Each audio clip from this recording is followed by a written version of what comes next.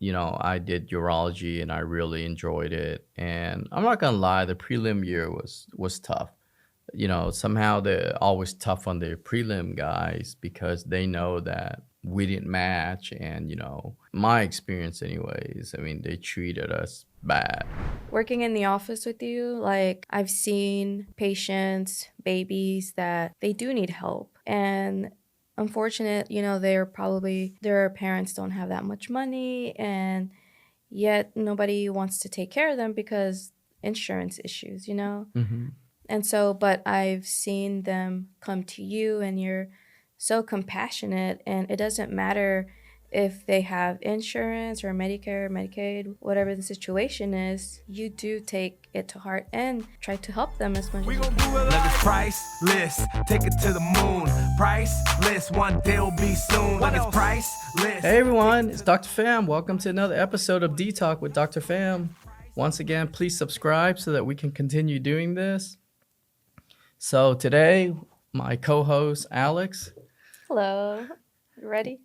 I'm ready. Yeah, so we got a special episode today that I think you guys will thoroughly enjoy because mainly all the topics I've been talking about is really kind of about healthcare, urology, some personal stuff. But today I figured, why don't I let Alex kind of ask me, anything she wants to ask. So, anything I want to ask? Anything you want to ask about me. I have nothing to hide. So, I know like during surgery we talk a lot and we have fun, but I know you've mentioned several times that when you came here, you came on a boat. Is that real or is that you're just joking? So, just a preface so that everyone knows. So in the OR, we always have fun, and so 90% of the stuff that we kind of talk about is a joke. But Yeah. no, the boat thing isn't a joke. And so basically, what happened is towards the end of the Vietnam War, there's 6 of us, and my youngest sibling, he was born here, and he's also a urologist. One of my partner, you met him, and he looks very different, almost 6 feet tall. I think because he got like real nutrition, like cow's milk, and we got rice milk, which for all you future doctors out there, I don't think boiling rice and drinking that water is going to have much nutrient. And so I think it stunted my growth and, not just my bone growth, but I think everything else, shoe size and all. Yeah, because you guys are totally different. Yeah. He's really tall, you're shorter, not super short, not like me, but I know you talked about how you came up here into your career. So how did you get here in life? Yeah. So, my, to be honest with you, I don't even know how I got here. but, but no, in all seriousness, I'm one of the original refugees so towards the end of the Vietnam War, everyone was trying to escape communism because anybody who is caught has to be put into like rehabilitation camp. And so my dad fought for the South Vietnamese army at the time. And so originally the plan was me and my 4 other siblings were going to come here together with my mom and my dad. But then last minute, they decided that it was too risky because, you're talking about these fisherman boat where it's not the Carnival, I'll tell you that right now. It's basically like a boat that can fit 20 people, and just imagine you're packing like 200 people in there. And so a lot of people obviously died at sea, but it was like either get stuck in communism and rehabilitation camp or take your chances, you know? And so And that's why I personally have empathy for kind of all the people that are displaced from their country right now. I mean, you know, thank God I was young, but I can still remember because I was born in 78 and I came here in 83. And so I could still kind of recollect kind of what happened. But at the last minute, what we decided to do was it was just too risky for the entire family to all come over at once. Because of so many boats or that kept, going over and people dying. Right, because the boat capsizing and stuff like that, or they would get seized in the middle or not, whatnot. And so so my dad, my oldest brother, and my two older sister went first. And then in the event that they didn't make it, then it would be my mom, my younger sister, my aunt, and then one of my cousin. And you were with your mom, correct? I was with my mom, yeah. And so basically, my dad ended up making it to Malaysia first. And then from Malaysia, they, got to America. And so from what my parents told me, it's almost like a lottery system on where you end up. And that's kind of the reason why you see Vietnamese all over the world is towards the end of the war, every country kind of took in X amount of refugees. Australia would take in X amount. That's why I have relatives in Australia, England, France, Holland. I mean, you name it. Oh, wow. Yeah. And so it just depended on who picked you up.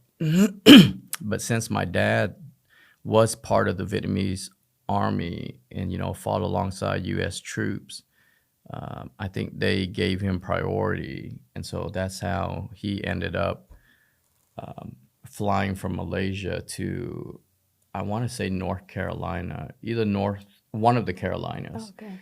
And a church group actually took them in and, kind of taught him a little bit of English. Because, my dad only graduated 12th grade. That's it. If I was, Second or 12th? 12th grade. 12th grade, okay. Yeah. And so, it's just the education system over there. Like if you're not born rich or something like that, it's not like there's no such thing as the Vietnamese dream. That's why you never hear the Vietnamese dream. There's only the American dream. And so from North Carolina. And when your dad came here, he didn't have anybody here. No. Nobody. No. Just the church. Just a church that helped. Yeah, the church group that helped. And then from there, I don't know how long he stayed in let's just call it the Carolinas because it's been a while. I want to say it's North Carolina, but let's just call it the Carolinas. So then my dad then found out about his like second or third cousin was in Oklahoma City. And Oklahoma City at the time was actually a hub for Vietnamese immigrants. And so that's why they, I don't know how long they were in the Carolinas. And then from there, they kind of took the bus down to basically Oklahoma City. Yeah. And from there, I don't know how they corresponded. I'm assuming it was by mail, but I'm not sure.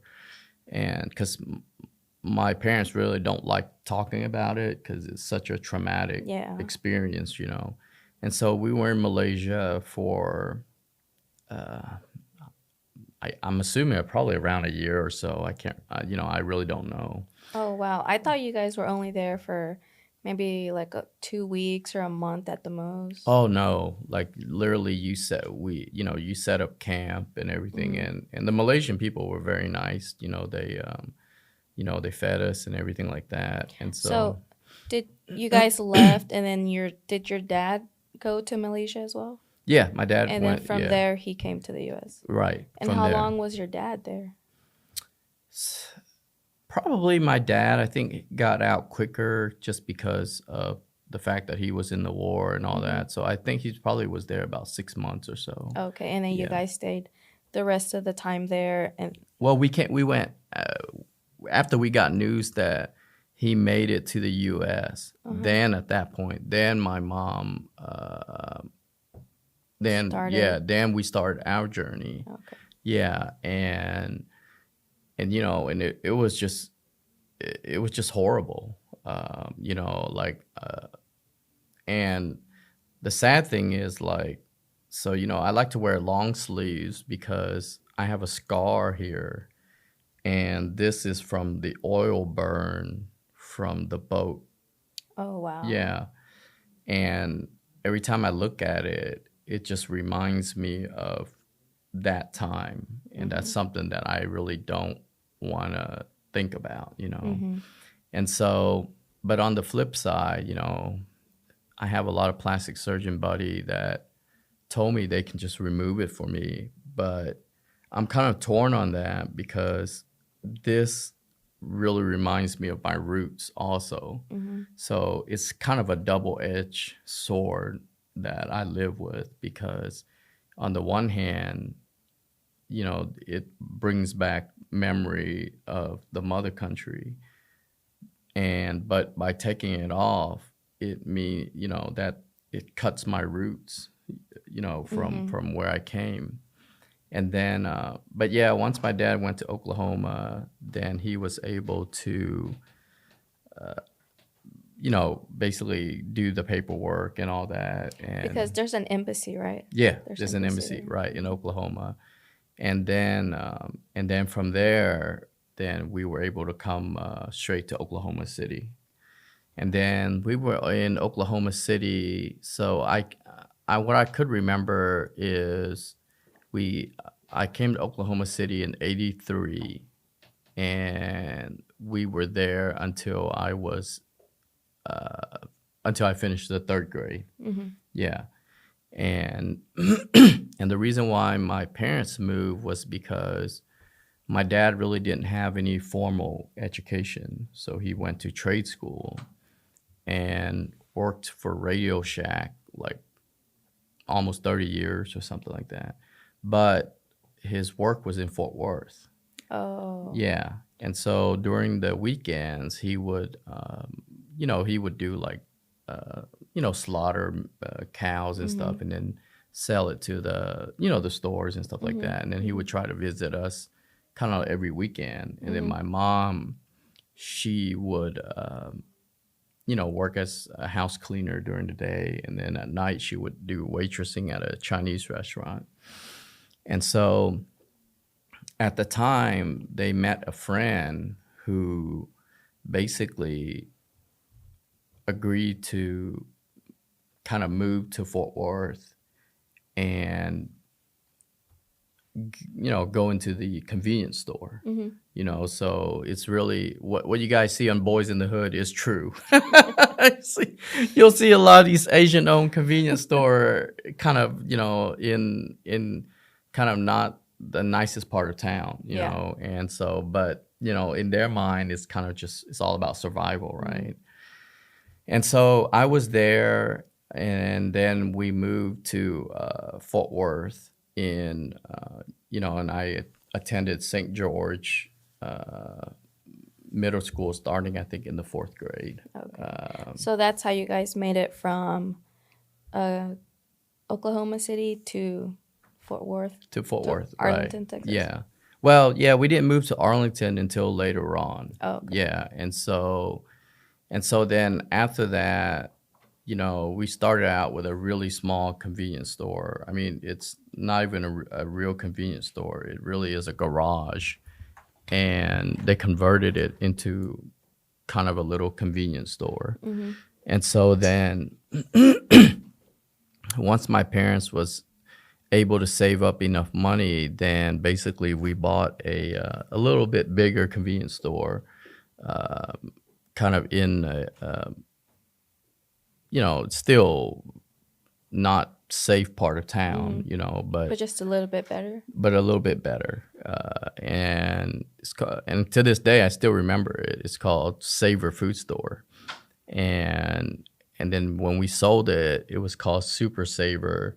And then when I visited recently, just to see when I hit, Your like, memories. yeah, like a month ago, it's called K Savor now, and so they kept the Savor. So. And it cleaned up nicely, actually. That area, it's on Berry Street, Berry Street in Fort Worth. But yeah, so that's kind of how we ended up in Fort Worth. And then from there, when we got to the, when we bought the bigger convenience store, then that's when we kind of moved to Arlington, Texas. Oh, okay. Yeah. And then from there,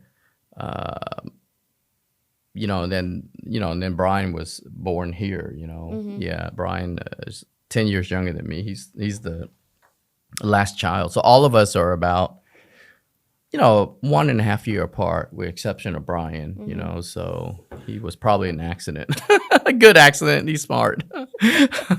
But no, I mean, and it was rough, but my parents, they sacrifice, they just because they know how important an education is, because they couldn't get that in Vietnam. And so, like, we had a lot of hand-me-downs and stuff like that. And So where in the line, down the line, are you with your siblings? so I'm number 4. You're number 4. Yeah, I'm number 4. And so, growing up, it was a little tough because, and that's why I don't like birthdays, is growing up, my parents obviously were not rich, but they worked hard and got us what we needed, not what we wanted,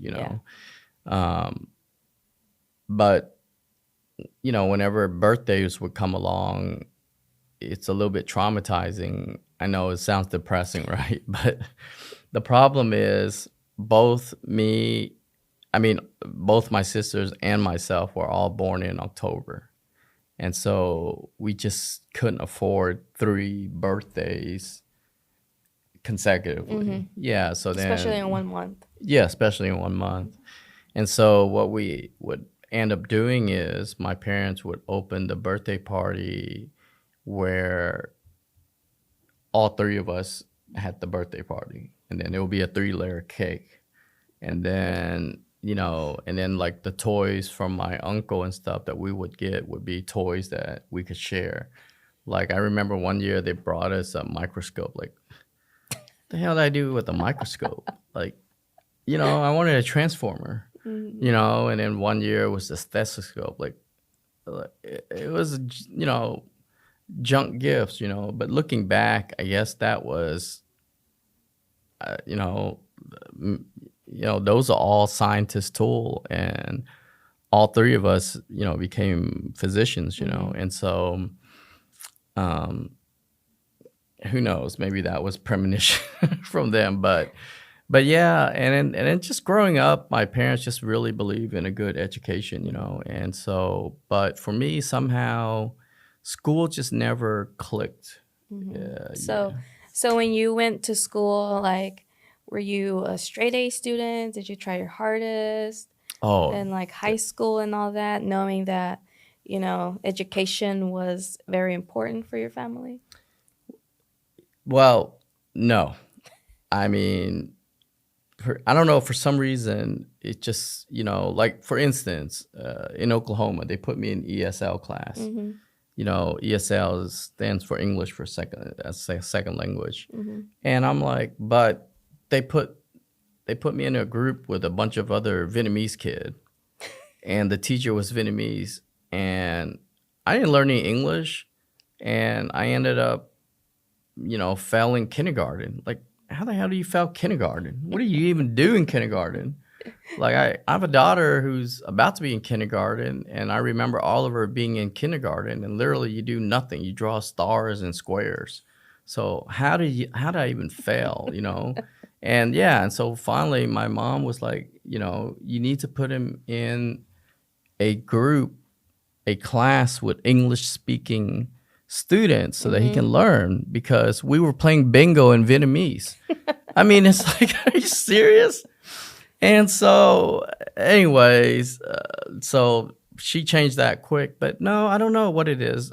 Education just never clicked. And I was always forced to go to a Catholic school. And so one year, my parents decided, okay, you know, we'll let you try 1 year in public school and see how you do.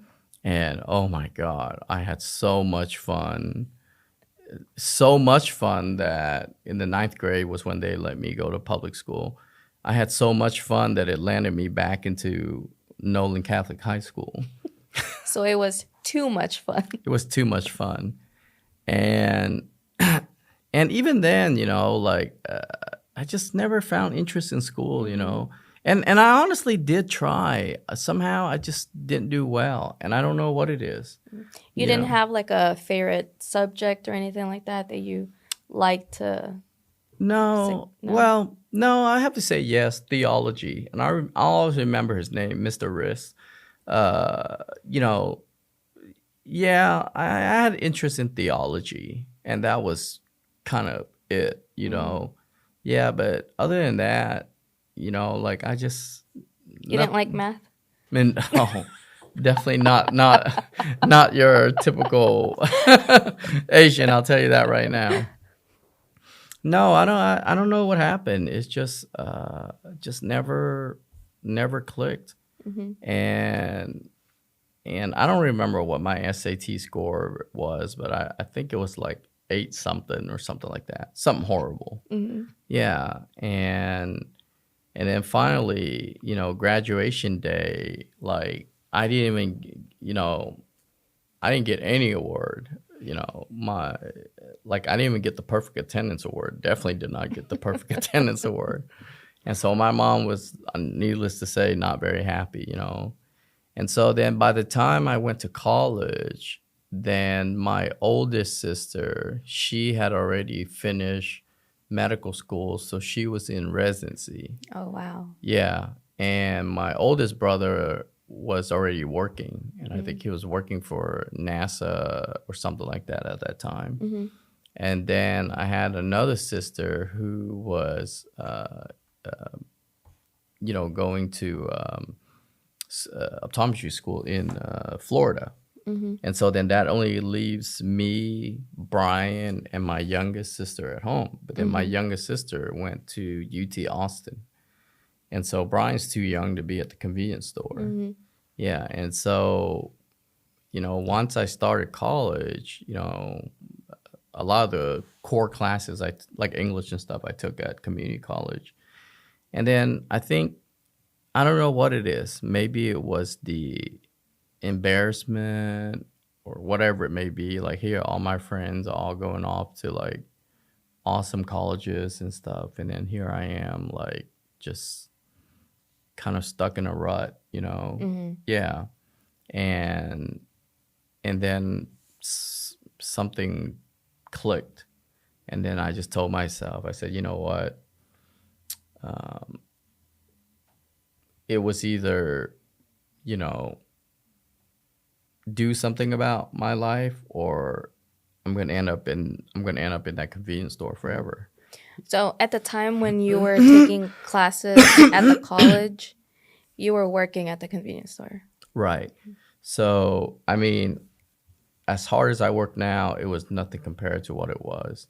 Yeah, because I was the only one that was old enough to work, you know, and so my mom and dad would open the store at 6 a.m, and then my dad would then drive and work for Tandy, which is basically the parent company of Radio Shack, or vice versa. It's one of those, because he did go to trade school here in America, and then after that he would go home, and you know, and would not go home, go back to the convenience store. And then I would be at, the junior college, and then later on UT Arlington. After I was done there, then I would go to the store, and then I would study and, help run the family business while my mom went home to cook for the kids or whatnot, And so I did that until I don't know, something happened in college where I just totally turned myself around. Yeah. And then I got into med school at UT Houston. And then once I got into medical school, then med school was tough for me because I miss home because, I've always been home, kind of a family guy, and so every weekend, instead of studying or whatnot, I would drive back and visit my parents.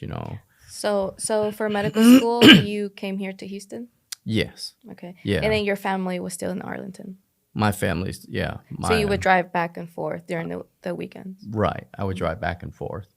And I remember when I started medical school, it was 2001, and then that was when they had Tropical Storm Allison. Yeah, and it flooded the entire medical center. Yeah, and then the cadaver labs, just from what I was told, I didn't witness it because by the time I came down here, they had already cleaned all that up. And so then we had to do our anatomy dissection class, kind of like at an offsite kind of little sketch area of town. But and I almost failed anatomy too, just because, I missed home. Because the back and forth, you didn't have time to like study and all that. Right. I just didn't have time to study and all that. And looking back, I wish, I wish I would have stayed, I would have, but then again, I wouldn't be where I am. I'm a big believer in things happen for a reason, And so I, excuse me. So after med school, we have to go through something called a match, where you decide what you wanted to do. And, urology is like one of the hardest field to get into. And it's, you have to take a test called the USMLE, but it's not like the SET or the MCAT where you can retake it to see if you can score higher. Basically you only get one chance. That's it. Oh, wow. Yeah. Like Eminem said, one opportunity. Yep. And so, I studied hard for it. I didn't do that great, and so needless to say, I didn't match. Did you have like a specialty in mind that you wanted to do? Well, originally I wanted to do orthopedic surgery just because I like working out and I like bone structure and stuff like that. But orthopedic surgery was a competitive field also, Yeah. And back in the day, it's like a good old boys club kind of thing, And so I would always feel awkward because I did go on a few interviews when I was applying for orthopedics, and I didn't go to a college that had like any major sports or anything like that. I graduated at UT Arlington, and so I think we're known for like wheelchair basketball or something like that. And so I would always feel awkward because they would be talking about, Alabama, Kentucky, football, sports, and all that, yeah, and I wouldn't be able to talk about anything because I don't keep up with that. And so I didn't match, and then so when you don't match, then you have to do what you call a preliminary year. And what that is just a year where you work as a general surgeon, or you can be in internal medicine, but you just do 1 year so that you can figure out what your next step is going to be. But at least I rotated as part of that 1 year prelim year. I rotated through urology, and I really enjoyed it. But like I said, you really can't retake your USMLE. And you didn't match with urology.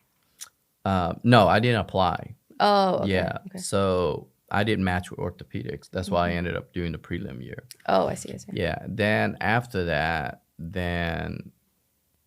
did urology and I really enjoyed it. And I'm not gonna lie, the prelim year was tough.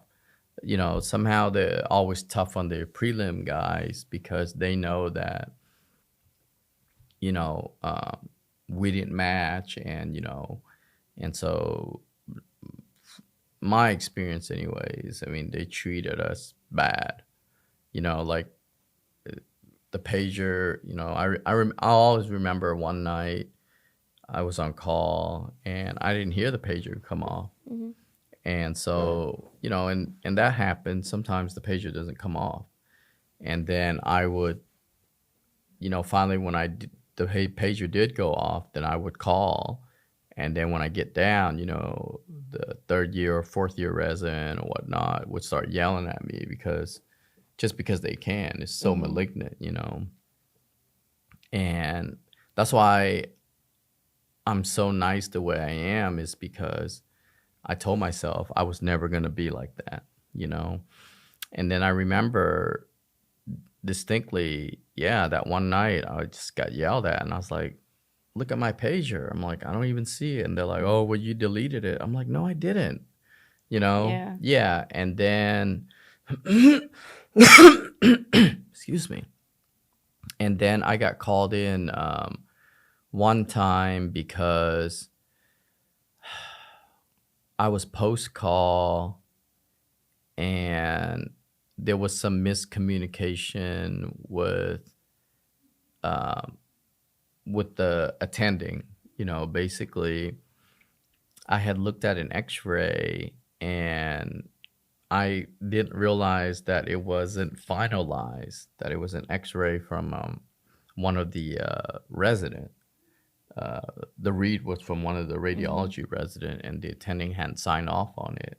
Oh, okay. Yeah, and so the my attending, just kind of took my word for it, and then we were done rounding, and so then I was, it was like my 30th hour or something, because during my time they didn't really change the rules yet on like how much they can work you, because I don't believe in that.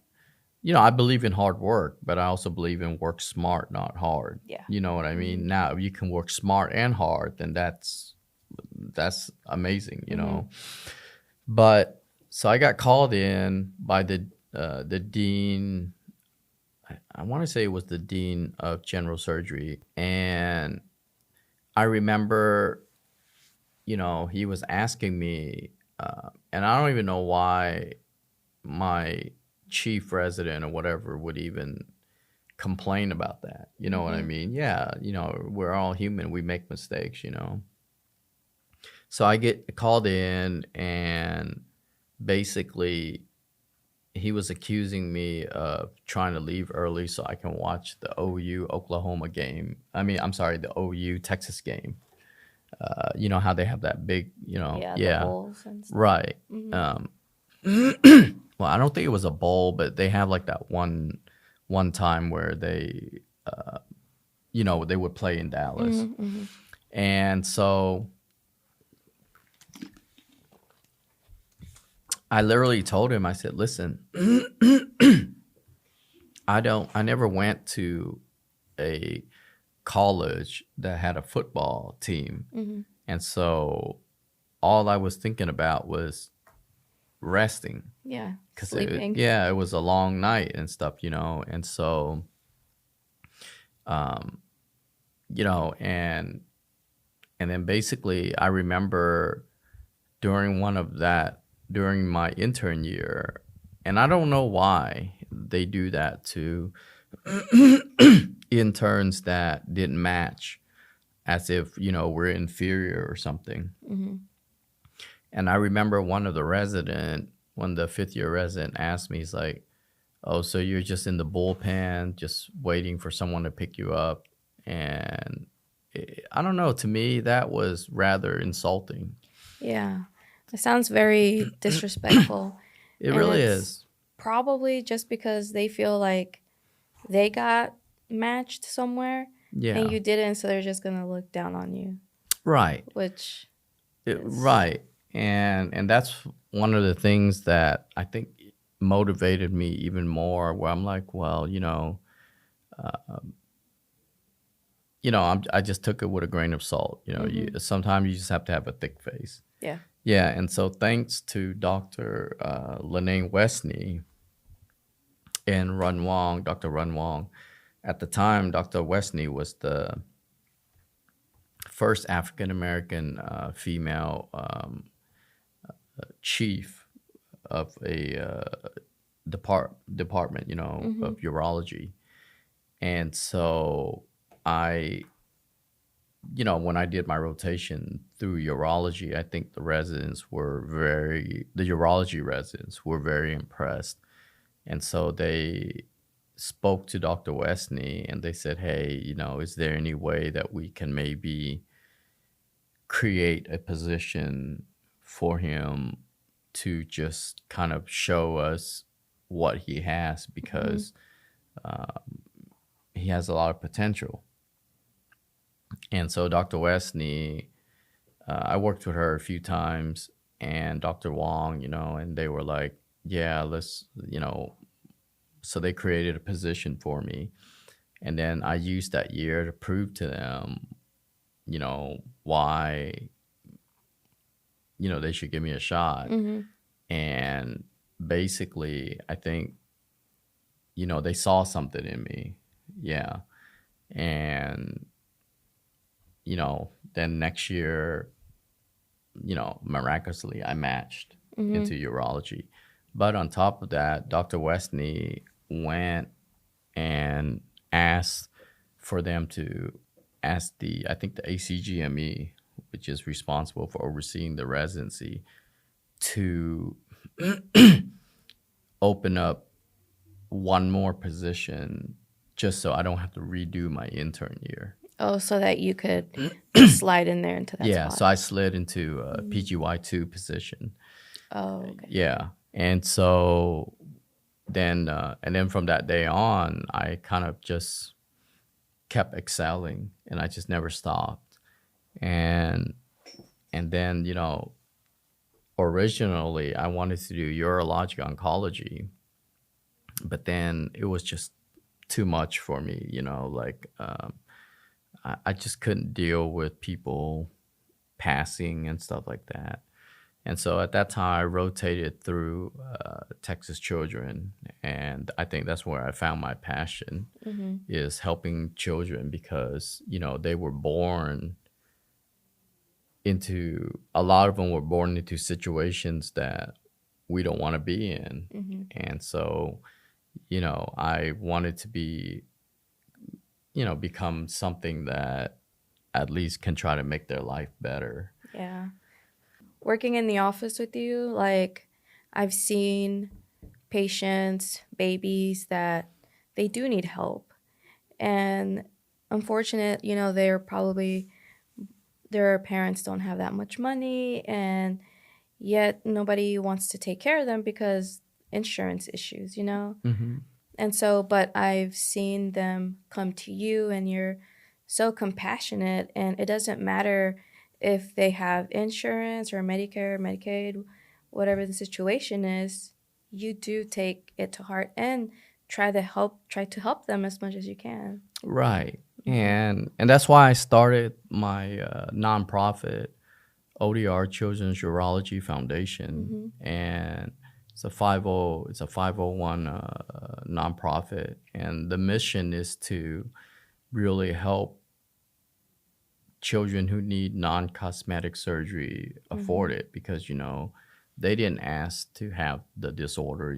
It's through no fault of their own. And remember what I told you in the very beginning, just the way I was treated, I told myself I was never going to be like that.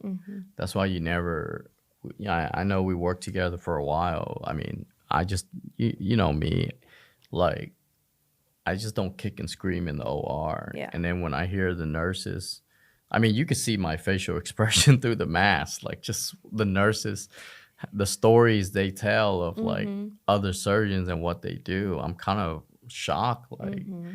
that these guys that I actually meet outside of the OR seem so nice. It's so different, right? Yeah, it's so different From where what I'm the like, stories they tell us. yeah, so I'm like, that can't be true. But Mhm. I mean, I guess it is true, you know? And so, that's why I'm, well, I left out this part, and so I basically what I promised God was that if he would just guide me into the right direction, then in return, I will do everything I can to give back. And you know, I think he definitely guided me in the right direction. Mhm. And I definitely wanted to give back, Yeah. And so I remember when I went back for what I think it was I graduated high school in 98. So it was a few years ago. Um, was it 15th year reunion? So the 20-year reunion was in 2018, would be 20 Yeah, years. 2018, right? Mm-hmm. Yeah, so it was the 20-year reunion. Yeah, I went back to the 20th year reunion, and I think everybody was kind of shocked at like, how far I've come, Uh-huh. because I even have the yearbook, where people would write on there like, least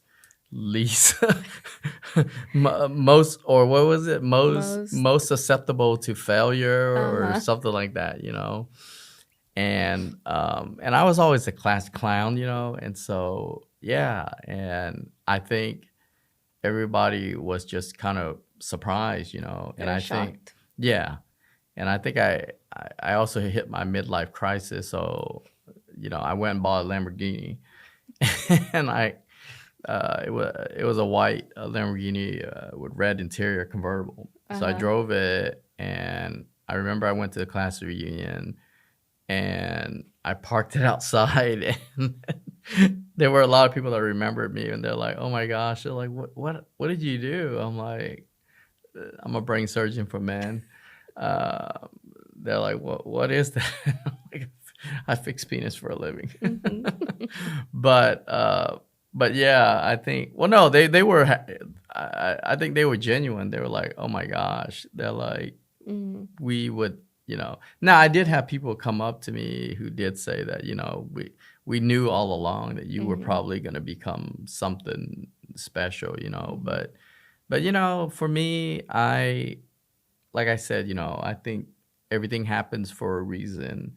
I don't really hold any grudges, I just don't like the way residents get treated, Yeah. and I mean, I've been out of the scene for a while, but when I used to still kind of be in academics, yeah, I just didn't like the way, residents were getting treated. But I Mm-hmm. think it's better now Yeah, than, and now they have like a cap of hours they can work, right?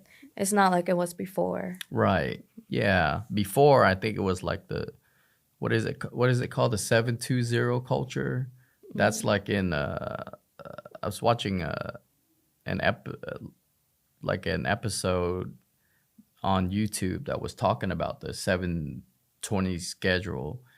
And I think that's like you work 20 hours a day, 7 days a week. Mm-hmm. And I think they were talking about Hong Kong. And so that's why they have all these night markets, Mm-hmm. because literally people would, like, if you didn't work that much, you were going to be out of a job. Mm-hmm. Yeah, I saw a video over that, and it's also like that in Japan too. Yeah, And they Japan. like work long hours, 7 days a week, and if you are not one of those people, then they cut you off. Yeah. They fire you and they get somebody else that will work Right. those hours. Yeah. That's why like I you know, you really have to have perspective. And so as hard as I work here, it's like, man, when you look at other countries like Japan, Korea, South Korea, Hong Kong, I mean, like this 720 culture is insane. Yeah, like there's no such thing as balance. Yeah. Basically, if you don't do that, then someone else will, and they'll take you the job. And so I think here we kind of take it for granted, like, 8 to 5, and and so it's just a different culture, and I think I was raised in an era where anything is possible, but you also have to be realistic about it. Like, I wasn't born here, but let's say I was, the odds of me being the president of the United States is going to be very, very low. Probably lower than winning the Mega Ball, which is what, 1 out of 285 million, something like that. Something like that. Yeah. Yeah. So it's kind of like, yeah, I want to be the president of the United States. Yeah, that's not going to happen. Yeah. You know what I mean? And so I don't think there's anything wrong with dreaming and, trying to pursue it, but you got to be realistic about it. Yeah. And let me ask you this. So that's kind of my take on it. I know this is a little bit of a controversial topic, and I won't dive too deep into it, but what is your thoughts on kind of these loan forgiveness on these people that get preyed on by these colleges, and the colleges are not held accountable, and then now you're having people come out with degrees that they can't get a job with, and the colleges just weren't never honest with them about what their prospect is.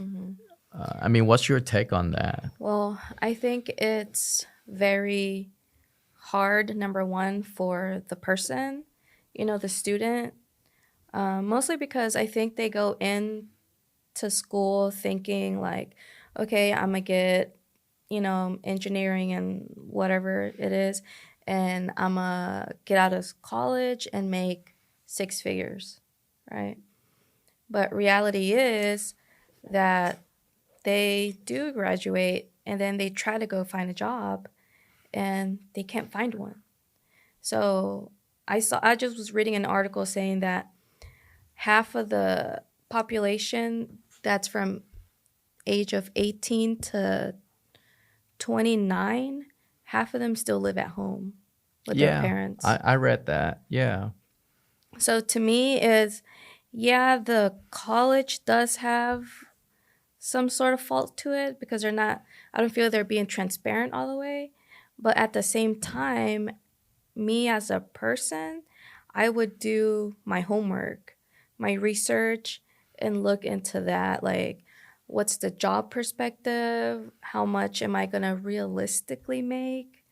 Because anybody can go to Google and type in how much does a urologist make. But realistic, if you go, it depends. It depends on your experience. It depends on if you're going to try to, be private practice versus working for an institution. I mean, all of that, I think, falls and makes that you have to take in consideration on pay, or finding a job. So I think it's like half and half, part college, their transparency on that, and then the student actually making their own research and looking up information about the degree that they're trying to get. Right. So do you feel like there's a paradigm shift from, let's say Gen X on back, where the emphasis, a lot of it, I think, is on degrees like STEM versus, you know, nowadays where there's a lot of degrees that I'm just not sure if there's a market for it. Yeah. And I mean, do you feel like there's a paradigm shift now where people feel like, well, I should study whatever I want to study, which is true, you should. Mm-hmm. But on the flip side, you did take out that loan, and there's no such thing as free lunch, Correct. and someone is going to have to pay for it, Mm-hmm. And that someone could have been the one that went to, like my dad, who went to trade school Mm-hmm. instead of college. And because I think there are times where people look at people who go to trade school, they kind of look down on them. Yeah. Like, I think we're at that. I don't know about you, Alex, but for me, I feel like as society now, we feel that you have to have a college degree, or else You don't. You're not part of this society. right. You're not Yeah. part of this society. And I feel that a lot of people are forced into useless degrees because of the fact that that's just the way society is now. Yeah, no, I feel the same. And like my kids, one of them is mid-20s and the other one is about to turn 20. And to me, I push to whatever you feel comfortable that you are going to be able to get a job, but I don't necessarily push college. So college is not for everybody. And I know that. I know my kids, I know who will succeed in going to college and who would do better with the trade school. So I push my kids, get a job, get a trade. There's nothing wrong with a trade. No, nothing wrong Nothing with wrong a with trade trade. school at all. And if you can get some sort of certification within 2 years and make good money and you can support your family, that's all I care about. So instead of, going to college 4 years here, you get your bachelor's and you're having a hard time finding, a job, but then you find a job and it takes you still 8 years to pay off your loan. Right. Versus a trade, you don't have this big lump sum that you have to pay back. Right. So I personally would prefer my kids to go to a trade school. Right. Versus going to college and having this huge debt. Right. No, I mean, and don't get me wrong, I have empathy for people who were preyed upon. I think the colleges are a big culprit in all this, where, because federal money, unlike private money, like from my understanding, when you loan for school, just like with med school, when I loaned for school, it was like federal money, pretty much everyone will qualify. And they don't really ask you what degree you are getting, versus I think with private loans, like I think one of mine was from Bank of America or something like that. And basically they were not going to just loan you an unlimited amount. I think they probably do look at, well, what's the prospect that we're able going to be, just like buying a house. So what's the prospect that they will be able to pay this back? So don't get me wrong, I do have empathy, because the counter argument is they're stuck in this debt spiral that they can't move ahead. Yeah, but think about this too. Back in the day, if you had a degree, you made good money. And then nowadays, you can have your bachelor's, your master's, and you're making, a median Right. amount of money. Like, you're not over here making a lot of money. So Right. to me, it's kind of like we kind of passed that era where if you had a degree, you're making good money, because now it's like you're just trying to survive, you Yeah. know?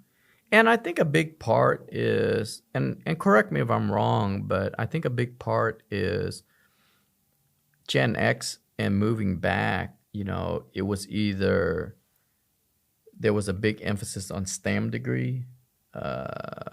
You know, for all those who don't know, STEM is science, technology, engineering, and medicine or medical. I believe, right? That's Yeah. what, yeah. And, and trade school. And I think that's the reason why there used to exist a middle class. Yeah. And then I think as the paradigm shift now from, after Gen X and on, I think it's kind of like everybody needs to have a college degree. Yeah. Yeah. And trade school was just dropped by the wayside because it's like, I do think some people do look down on if you went to just trade school, Yeah. which I definitely don't look down because, my dad was successful. He may not have been successful financially, but he was successful in ways that are more important than financially, teaching his kid good ethics, good morals, stuff like that, And you guys had what you needed. And right? yeah, and we had what we needed, We didn't have what we wanted, but we had what we needed, And of course, I didn't realize that at the time because, you're Yeah. 18-year-old and you're like, well, I don't want that Yeah. beat, that beater. I want that I want that prelude, Yeah. But I think Gen X and backwards, there was a different emphasis on what type of degree. And then now, like I was reading a few months ago, there's a university that was offering a master's degree in happiness. Yeah. Like, I'm not really sure what, now it did say that it's really meant for like executives and stuff to, it's like 54,000 or something along that line.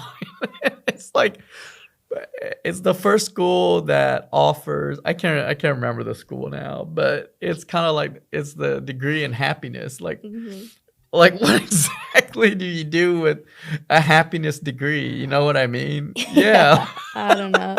I think also that's another thing. Like, if you get a college catalog, it's just all random degrees, and where do you apply for that job? Like happiness. Like, where are you gonna, like? I don't know. No, you're absolutely right. Like I was, I think a couple weeks ago, just for fun, it was on the weekend. I just kind of looked up like just different art degree and stuff, and I was just like amazed at like some of the degrees I don't even know what it even means. You know what I mean? Yeah. And so, well, I think, there's good and bad arguments to both. I'm not sure what the right answer is. I definitely do have empathy for the kids who,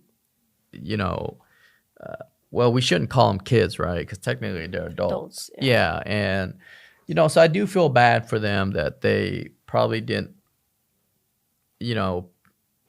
or maybe they did pick the degree that they really wanted to do, but it's just there's no market for it. It's all about supply and demand, Yeah.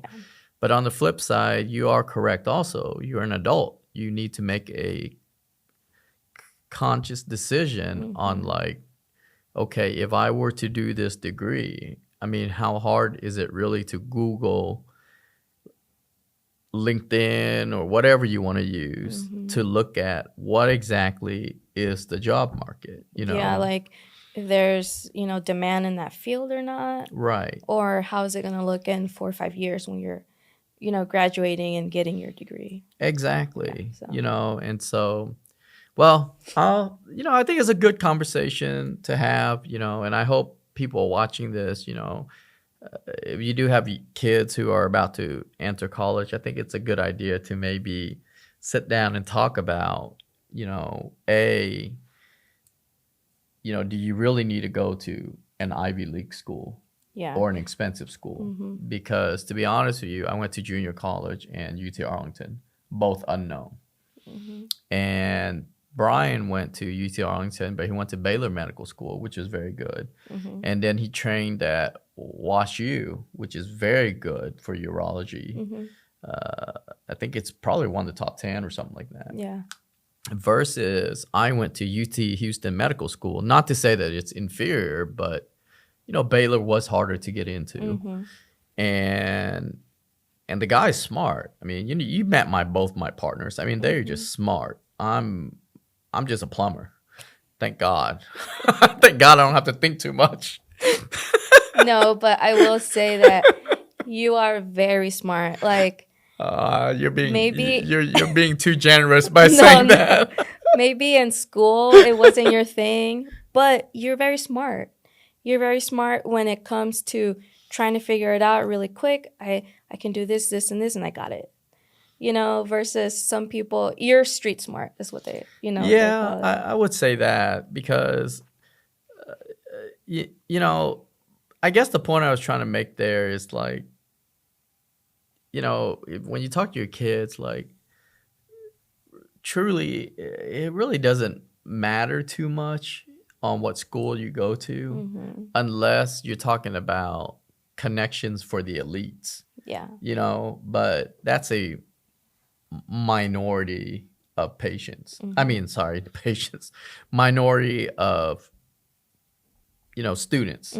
Yeah, generally speaking, I think as long as you go to a nonprofit accredited school, I think if you work hard and you just stick to good old fashioned sit down, open the books, or if it's ebook now, then whatever, and just study hard and then be realistic about the degree. Yeah.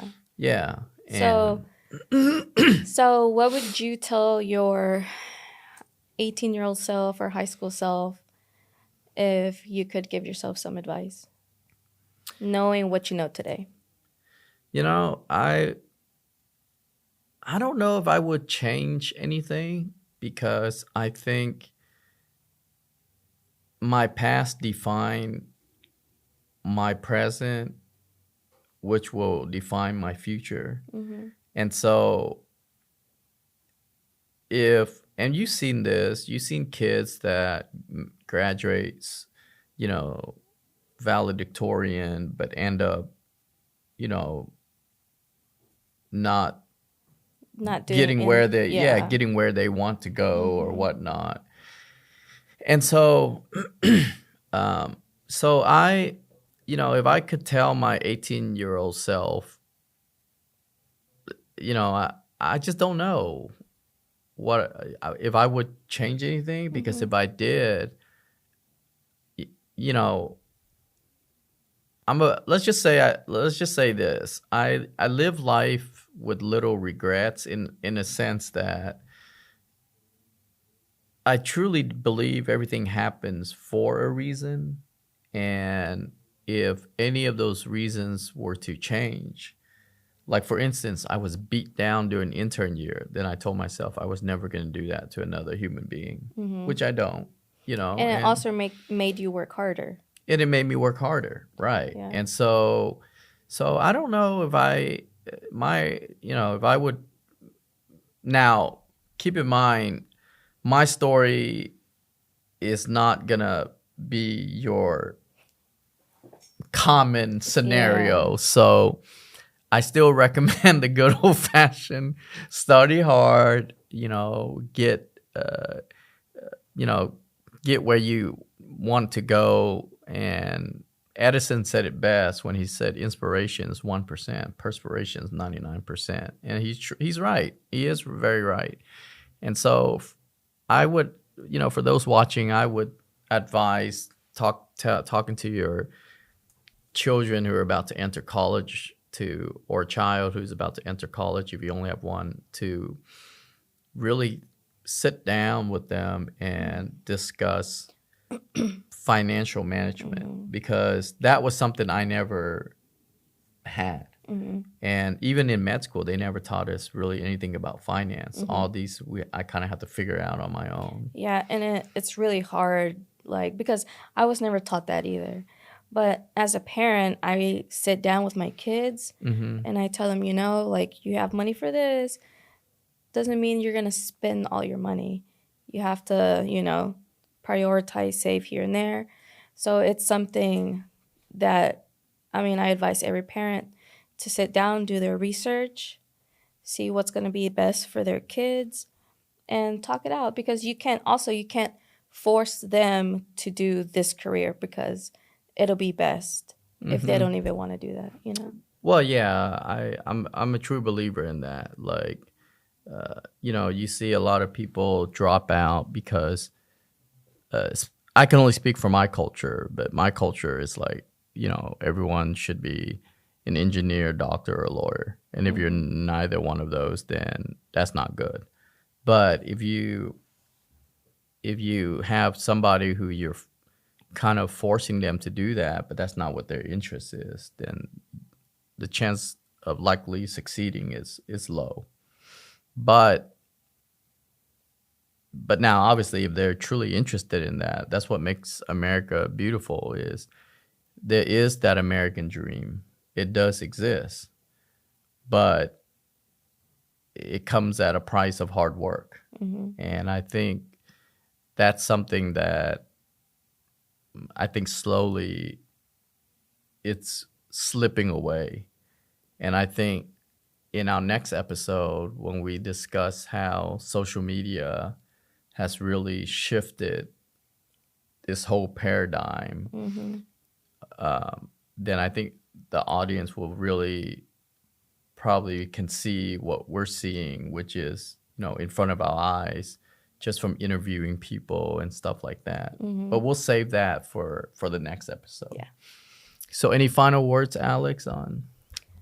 No, just give good advice to your kids. Sit down.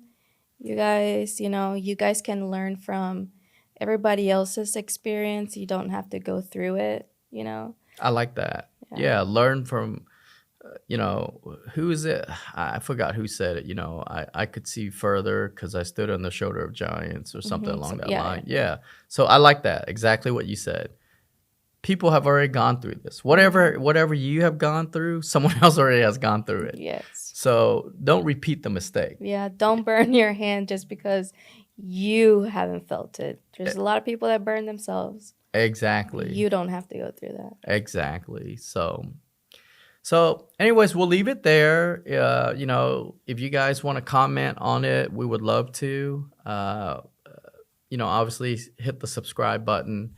We're on YouTube. Just search D-Talk with Dr. Pham. We're also on, we also upload the videos on Crescent Urology Institute's website.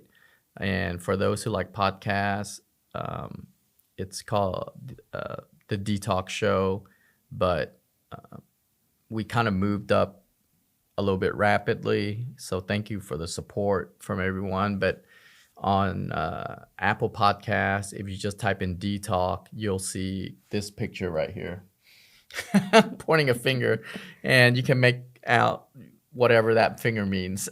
And then on Spotify, you can just search, D-Talk with Dr. Pham or D-Talk Show. It should pop up. And so if you like it, we would love to continue doing this, but we would need your support. And if you would like to comment or, there's a specific topic you'd like us to talk about, just let us know and we will make it happen. So once again, Dr. Pham and Alex signing off. We gon' do it like it's priceless. Take it to the moon. Priceless, one day will be soon. Like it's priceless.